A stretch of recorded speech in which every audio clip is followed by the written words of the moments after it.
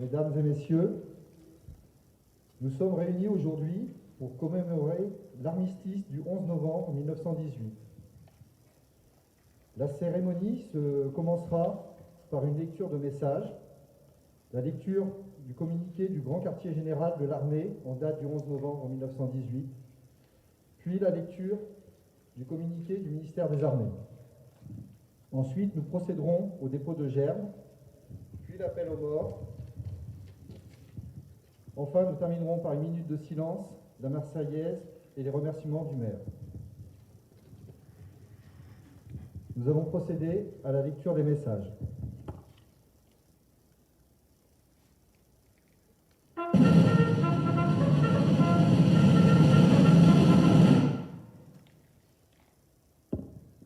Communiqué du grand quartier général de l'armée française, 11 novembre 1918. Au 52e mois d'une guerre sans précédent dans l'histoire, l'armée française, avec l'aide de ses alliés, a consommé la défaite de l'ennemi. Nos troupes, animées du plus petit esprit de sacrifice, donnant pendant 4 années de combat ininterrompus l'exemple d'une sublime endurance et d'un héroïsme quotidien, ont rempli la tâche que leur avait confiée la patrie. Tantôt supportant avec une énergie indomptable les assauts de l'ennemi, tantôt attaquant elles-mêmes et forçant la victoire, elles ont, après une offensive décisive de 4 mois, bousculé, battu et jeté hors de France la puissante armée allemande et l'ont contrainte à demander la paix. Toutes les conditions exigées pour la suspension des hostilités ayant été acceptées par l'ennemi, l'armistice est entré en vigueur aujourd'hui à 11 heures.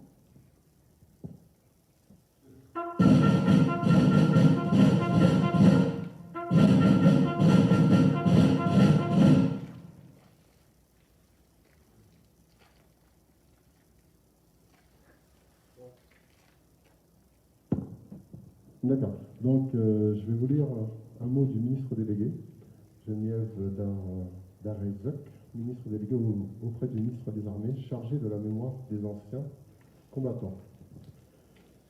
C'était il y a un siècle, ce 10 novembre 1920, la Grande Guerre est achevée depuis 2 ans. Dans la citadelle de Verdun, Auguste Tain, soldat de 2e classe et pupille de la nation, dépose un bouquet d'œillets et rouges sur le cercueil d'un soldat. Un parmi tous les combattants des Flandres, de l'Artois, de la Somme, du chemin des Dames, de Lorraine, de la Meuse, un de ces braves, un des poilus qui participa à une interminable guerre, un de ces Français qui œuvra à la tâche incommensurable de la victoire. Un parmi des milliers qui est devenu le soldat inconnu. Le 11 novembre 1920, le peuple de France l'accompagne solennellement sous les voûtes de l'Arc de Triomphe. La patrie, reconnaissante et unanime, s'incline respectueusement devant son cercueil en saluant la mémoire de tous les soldats morts sous le drapeau tricolore. Quelques mois plus tard, il était inhumé. Depuis 1923, la flamme du souvenir veille, nuit et jour sur la tombe. Chaque soir, elle est ravivée pour que jamais ne s'éteigne la mémoire. La sépulture du soldat inconnu est devenue le lieu du recueillement national et le tombeau symbolique de tous ceux qui donnent leur vie pour la France.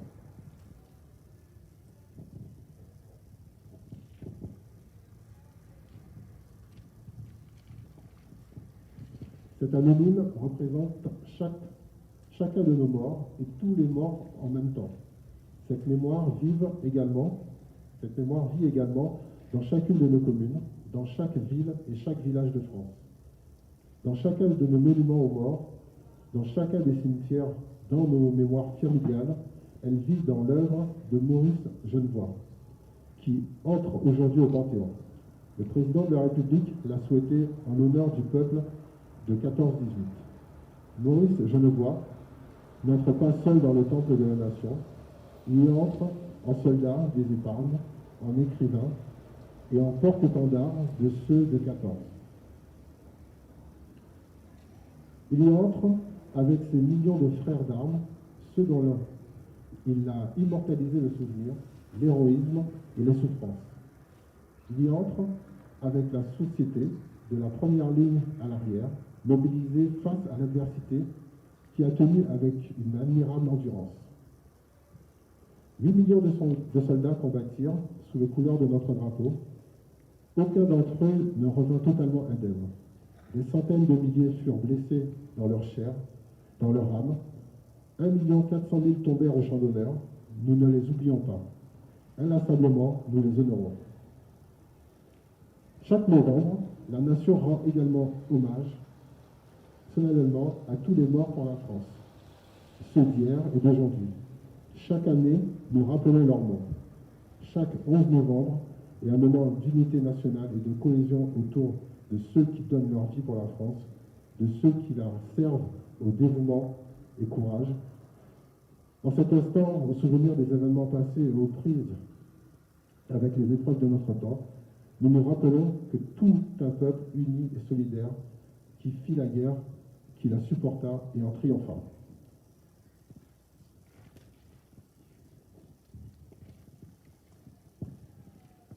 Mes chers camarades et chers citoyens, si nous nous retrouvons ici, c'est pour rendre hommage à tous ceux qui ont participé au combat, qui sont morts pour la France. Cela fait plus de 100 ans depuis la fin de la Première Guerre mondiale et la mémoire des derniers combattants vivants s'est éteinte avec Lazare Ponticelli, dernier poilu français parti le 12 mars 2008 à l'âge de 110 ans. C'est pour que nos enfants ne soient pas infirmes de leur passé que nous continuons de rendre hommage à nos morts. Les générations de demain doivent savoir qu'il fut un temps où des Français se battaient pour préserver leur mémoire, leur territoire, pour rester libres de leur destin, libres de leur opinion tout simplement. Qu'importe que ces Français furent de nos ancêtres ou non, il reste ce qui nous relie directement à notre pays, à notre mémoire commune. Aujourd'hui, nous sommes confrontés à de nouvelles formes de guerre, insensibles, sournois, sans honneur, qui ne s'attaquent pas qu'aux militaires, mais à n'importe quel civil. Cela peut être vous, moi, nos enfants. Dans ce contexte, il est indispensable d'être tous unis pour rendre hommage à la paix retrouvée et à la fin de la barbarie. Puissons-nous lutter ensemble contre la peur de l'autre, l'intolérance et l'ignorance. Mes chers camarades et chers citoyens et chers concitoyens, aujourd'hui plus que jamais, dans ces temps incertains que nous vivons, inspirons-nous du courage, du patriotisme, du désir de paix et de liberté qui animait nos combattants de 14-18. Rendons-leur hommage aujourd'hui et pour demain. Vive la France, vive la République.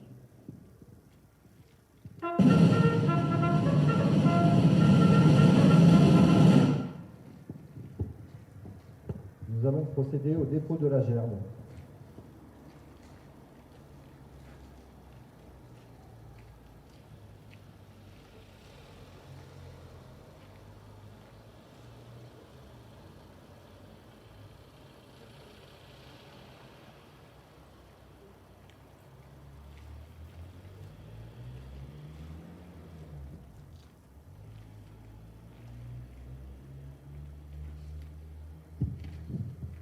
L'appel aux morts.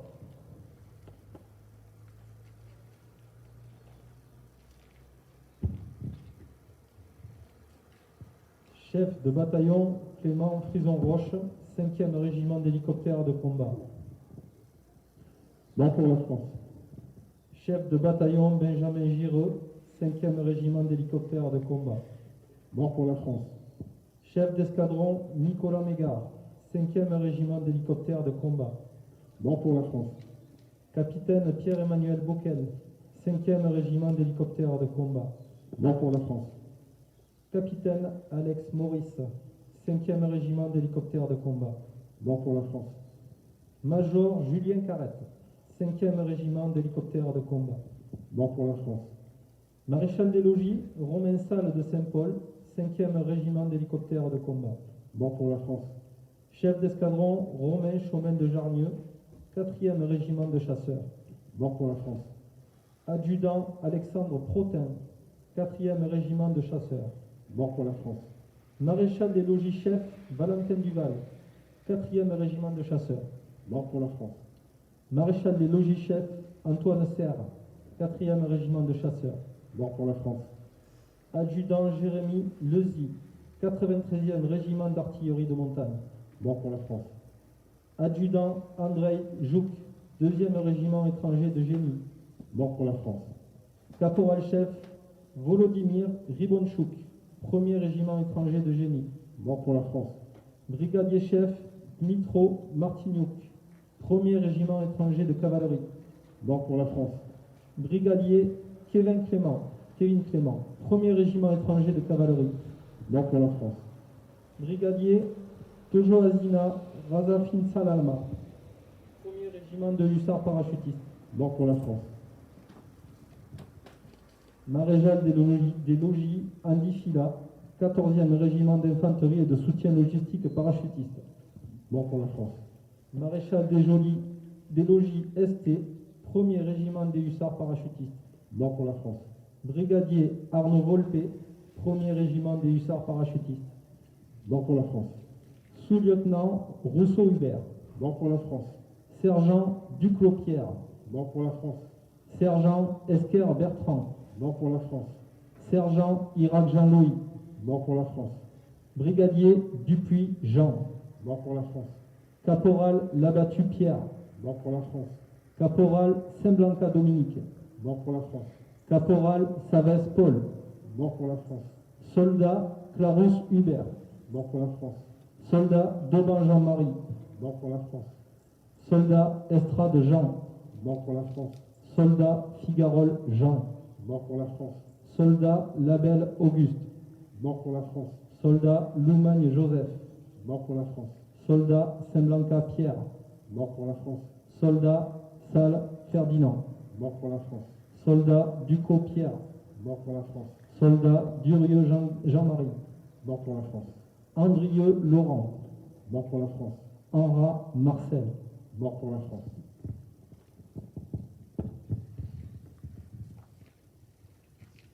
Nous allons procéder à une minute de silence suivie de la Marseillaise.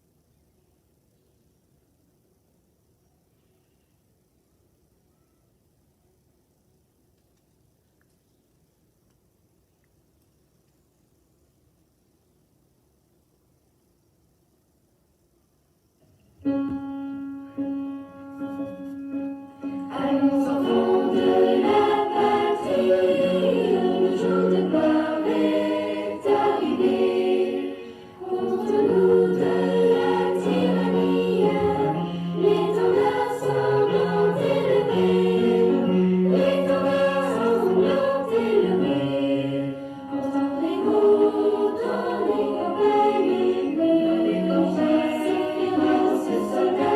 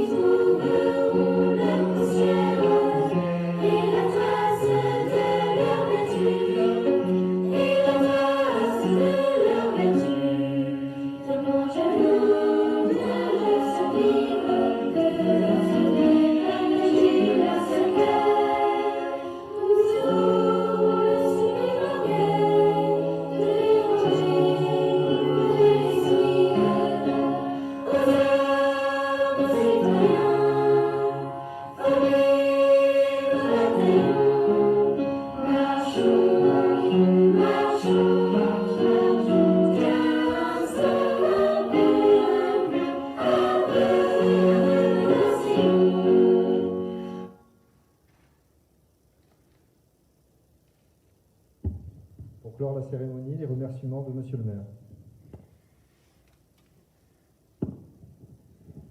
Bon, alors, Monsieur le maire va être très bref, hein. Donc il vous remercie tous d'être venus en cet instant pour pouvoir honorer nos morts, ceux qui sont morts pour la France. Et ça a été un plaisir d'être ici parmi vous. Merci à tous.